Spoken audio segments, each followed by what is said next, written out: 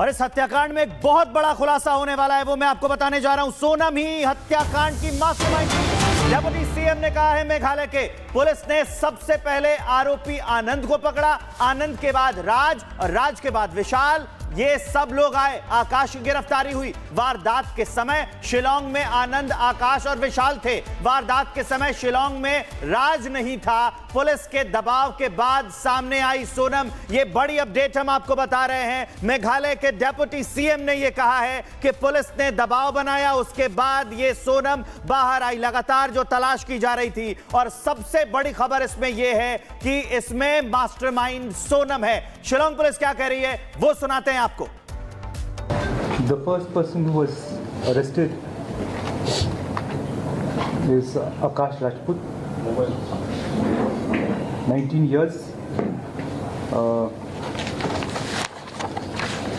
from Lalitpur.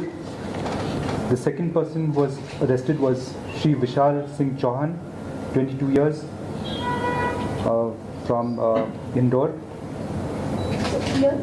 The third person was Shri Raj Singh Khushwaha, 21 years, from Indore only. And yesterday, Sonam Raghuvanshi, who is actually in Ghaziabad in Nanganj police station. And this afternoon,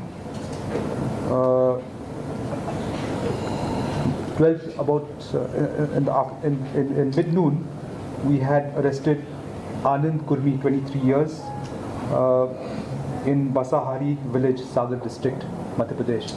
So these are the 4 people who've been arrested, plus one person who's actually detained in Nandgarh police station. A team is heading there. 2 teams had gone on the 8th, that was Sunday. The raid was conducted yesterday, along with UP police and Madhya Pradesh police. The third team is on its way to UP to actually cause arrest of Sonam Raghuvanshi.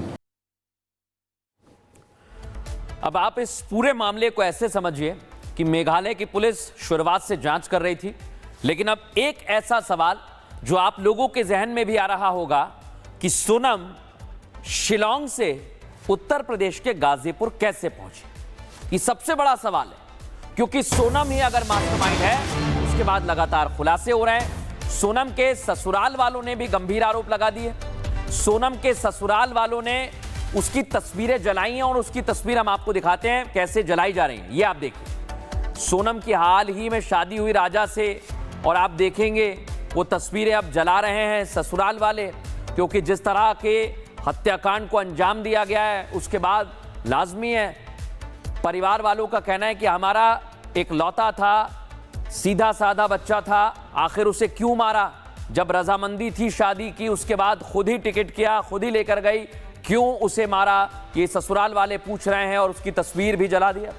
ये तस्वीर आप देखेंगे, ये जो couple photo होती है, उनमें से एक आधी तस्वीर सोनम की काट कर अलग करके तब जलाई जा रही है। ये तस्वीर अपने आप में बहुत सारे सवाल लेकर वहां पर ये जलाई जा रही है, तो इसमें बहुत सारे सवाल निकलते हैं कि आखिरकार ऐसा कैसे हो गया। जब शादी रजामंदी से हुई थी, दोनों परिवार आपस में मिले थे, एक शहर के थे, जानते थे, मध्य प्रदेश के थे, उसके बाद इतनी बड़ी घटना, शादी के कुछ ही दिन के बाद वो जाते हैं हनीमून पर, वहीं उसे मार दिया जाता है। बिल्कुल, और ये देखिए तस्वीरें जलाई जा रही हैं। उधर गाजीपुर से जो कनेक्शन सामने निकल कर आया है, उसको लेकर हमारे सहयोगी अजय दुबे इस समय हमारे साथ लाइव जुड़ गए हैं। अजय, आप कहां पर हैं? बताइए जरा, आप इस समय कहां पर हैं, क्या तस्वीर देख पा रहे हैं?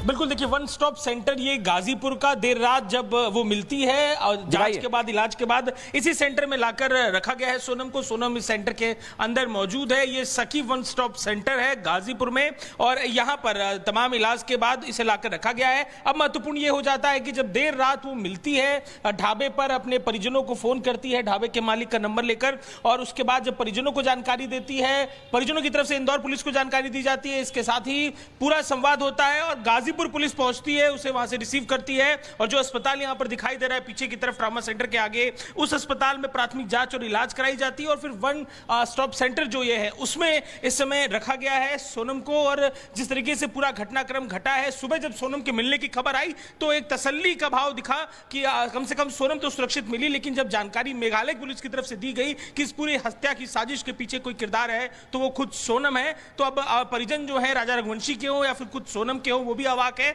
और अब इस पूरे मामले में तमाम तरीके की जांच है, लेकिन उत्तर प्रदेश की पुलिस किसी तरह का इन्वेस्टिगेशन इस पूरे मामले में नहीं कर रही है। इंतजार मेघालय पुलिस के आने का है, जिसके बाद इसे हैंडओवर किया जाएगा। अजय, वहां जो तस्वीरें हैं वो दिखाइए, क्योंकि अभी कुछ देर पहले जब उसे यहां रखा गया था किस तरीके से सिक्योरिटी के इंतजामात किए गए हैं ये भी पता चले, और जहां से उसे लाया गया उसकी कितनी दूरी है, जरा ये बताइए विस्तार से। अब बिल्कुल देखिए, किसी तरह की कोई सुरक्षा का खास इंतजाम यहाँ दरवाजे पर नहीं है। हम तस्वीरें आपको लगातार दिखा रहे हैं, यहाँ पर कोई खास सुरक्षा के इंतजाम, कुछ अलग से पुलिस की मौजूदगी हो ऐसा नहीं है। एक सिपाही कुछ दूर खड़े दिखाई दे रहे हैं, पर यहाँ पर अभी कोई खास अलग तरीके से सुरक्षा के इंतजाम किए नहीं गए हैं। सामान्य सी सुरक्षा है, सामान्य जो खुद मेडिकल फैसिलिटीज में इस तरीके के अलग से गार्ड्स रखे जाते हैं वही गार्ड कैंपस में एक्टिव दिखाई दे रहे हैं, पर अलग से कोई खास सुरक्षा नहीं है।